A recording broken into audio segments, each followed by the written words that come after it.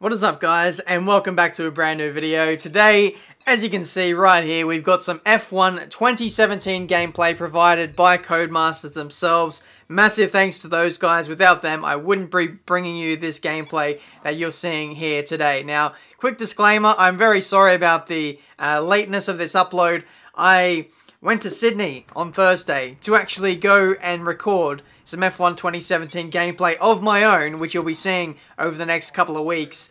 But I got this gameplay sent to me an hour, 2 hours before I was set to jet off to Sydney at about 4 AM, I think it was. It was, yeah, impossible for me to make the video, but I'm back home now, and the videos are going to start coming in thick and fast for you guys to see. So subscribe to the channel if you want to see all the F1 2017 gameplay videos that I have in my storage, ready to be published to you guys. But today we're going to be starting off with a 50% race around Japan. This is driven by David Greco, the the senior handling designer at Codemasters. For those of you who don't know, he's absolutely rapid on the F1 games. He has been in the Vegas E-Race in the last year. He's massively quick. To put it in perspective, he's on the same level as Harry Jacks, Noble 2909. You guys know him pretty well, and the amount of skill that he possesses, literally one of the best racing gamers on the planet. And David Greco is on that exact same level where he can just take an F1 car, and just drive it around a track and place the car exactly where he wants to, and it just looks absolutely effortless. Watching him in real life, it looks absolutely amazing. But yeah, I'll stop waffling about that. But here we are in Japan. You can see these are the new intro sequences. Beware when you upload your own F1 2017 gameplay. There's some graphics that you'll see before the start of every race. It's basically an identical format to what they do in real life with the FOM graphics before the start of every race. So yeah, just be aware about that. You will be given some copyright strikes, but yeah, the graphics, the intro sequences, and just the player faces of all the drivers look much more realistic versus F1 2016. In terms of the race strategy today, David is going to go on the mediums and finish on the soft compound tyres. Unfortunately, it's going to be a one-stop in terms of the recommended strategy, and if you guys know me, I absolutely hate one-stop races. But we're going to get this race underway, and I'm going to let you enjoy it without me talking so you can hear the game sounds. 5 red lights, and away we go.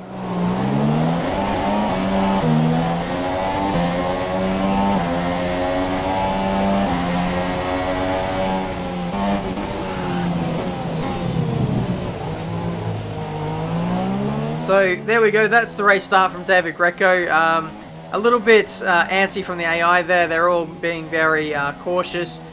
Just bear in mind that this probably isn't a full build of the game. This isn't the latest build. I'm sure that by the time the game comes out, fingers crossed the AI are going to be a little bit smarter than that. I really hate how the AI in previous games have been very tentative off the starts, and it makes overtaking very easy on the first lap. And it's not what you want to see, it's not what I want to see, and it's not really realistic. But so far, David, he's 18th place at the moment. I can't remember where he started, but I'm pretty sure he's lost places. I don't believe he qualified for this race, but he's going for a move up the inside of Pascal Wehrlein. I won't be talking throughout the entirety of this race. There will be momentary breaks where you guys can hear the engine sounds, but we're going round the outside of Wehrlein, turns to the inside now for the next left-hander, and that is 17th place for the taking by David Greco there. Very nice move. So yeah, he's got a lot of making up to do, and he's in a very slow car. So this is going to be a tough old race for David. He's going to be slugging it out for a long time to even get inside the points. But up the inside of Alonso, the McLaren Honda is very slow in a straight line. If you watch real F1, that carries over into the game, and I feel like Codemasters this year have been pretty harsh in the overall rating of the McLaren. It's very slow. Very slow in terms of its overall performance. It almost mimics that of the Manor from F1 2016.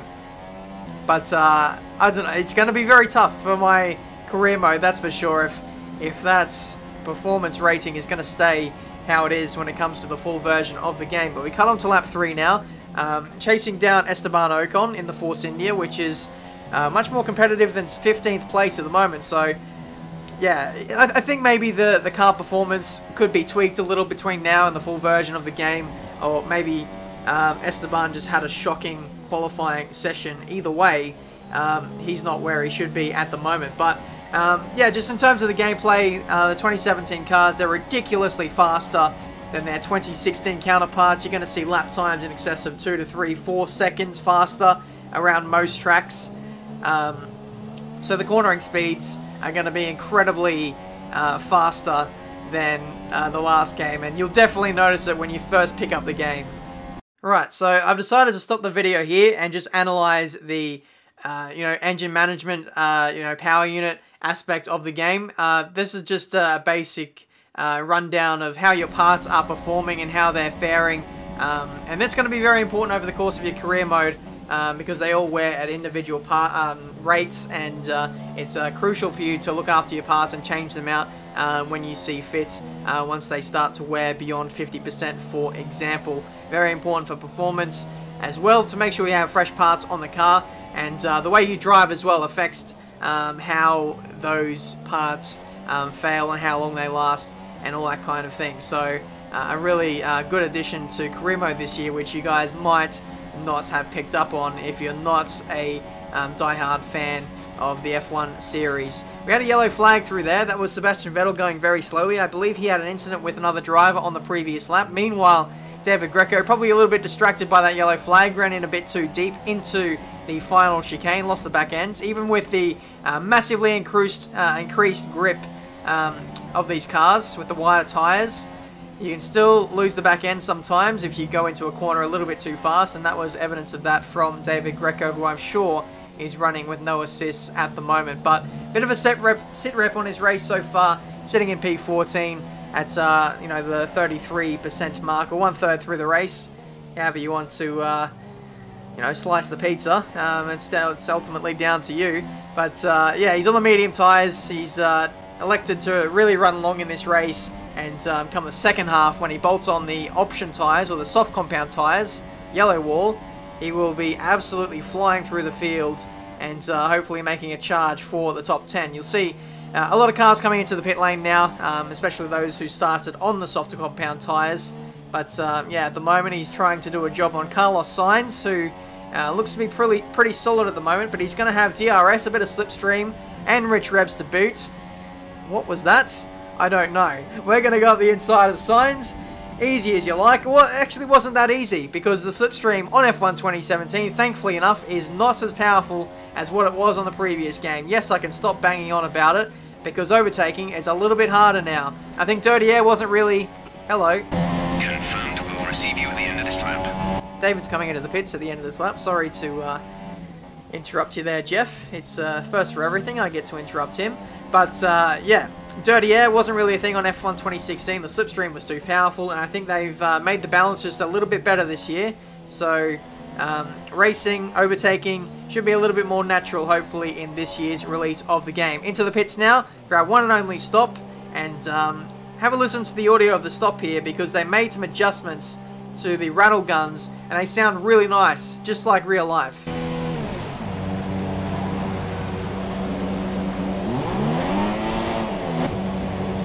Pretty hard to tell, but you will hear it if you play the game a lot. The pit stops do sound a little bit more authentic, but we missed one vital detail. You now have manual starts in the pit lane. You can see that you have to engage the clutch and then build your revs, and then once the green light goes out at the top of the screen, away you go. And even Greco is struggling a little bit with the functionality of that feature. That was actually a really line ball feature as to whether it was going to make F1 2017 or not, and I'm really glad that Cody's pushed the envelope and actually made it a thing for this game, because it could have very well easily been scrapped, but it still looks like it needs maybe a little bit more work, or maybe it's just a little bit too hard to be flowing. How to absolutely nail getting out of the pit lane as quickly as you can. Kevin Magnussen is out of the Grand Prix.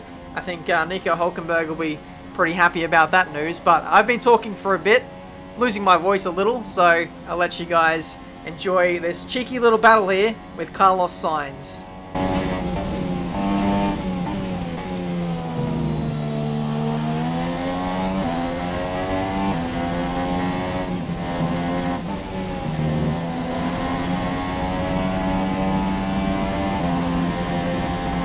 So you rejoin the action now on lap number 17. Lewis Hamilton set the previous fastest lap of the race, and now that Greco has the soft compound tyres on, he's going to be putting in some pretty worldly times himself. So this will be a really good comparison to see how much slower the Renault is versus the Mercedes. It's 3 seconds. So that is pretty crazy. The world's one of the best people on F1 2017 is still 3 seconds slower than the ultimate AI of Lewis Hamilton in the Mercedes. If he can't beat Lewis, then I don't know who can. I'm pretty sure he's running without a setup as well, so yeah, if you want to be competitive against the AI, especially on a harder difficulty, setups are needed.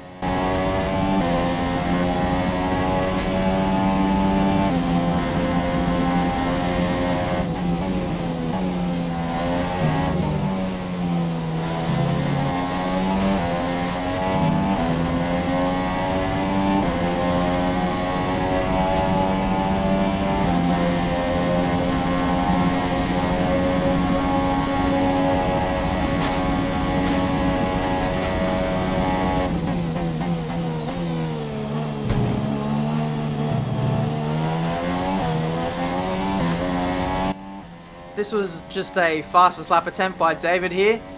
Goes and sets a personal best, 133.4. I don't know if you noticed there, but while David was going through 130R and even coming into turn 1, you'll notice that the car starts scraping along on the road. So the barge boards and just the floor of the car just make a little scuffing noise as load goes through the front of the car, and especially at high speeds when the downforce is going to be really pushing the car towards the ground. So that's a really cool feature that hasn't been in the F1 game so far. So it's really good to see these little subtleties making it into the game for this year's release. It does really prove that Cody's are coming a long way, and they're really starting to add that much needed polish that has been lacking in previous F1 titles. But in terms of this race now, it's just got 6 laps to go now. It looks like David is really going to have to fight for it to get a place inside the points today. His tyre wear is at 25%, and his engine is sitting around just under 10%. So even with just one race, that does take a fair old knock in terms of the engine lifespan and performance. So yeah, when it comes to a career mode, you will be changing out those parts every few races, especially if you're doing longer ones or if you're really abusing your car, let's say. That's a bit of a mistake there from David, going through the fast left-hander at the end of the first sector, and that puts him under pressure now because Carlos Sainz is going to be challenging him here. David is really trying to give the car a hurry up. He's probably oh wow, he's been given a hit by Sainz. Now they're running side by side into the hairpin. David decides to let the place go. Sainz absolutely parks it on the apex, leaves the door open, and David Greco gets the spot back from Carlos Sainz. But it must be said that battle has really cost him in terms of his chances of finishing inside the top 10 for this Grand Prix. Here comes Sainz again, round the outside into 130R. Please make the move stick. Carlos Sainz, no, he backs out of it. My goal, my dream one day is for the AI to still stick with it and go for the overtake. Okay, some information on Van Dorn. They're retiring from the race.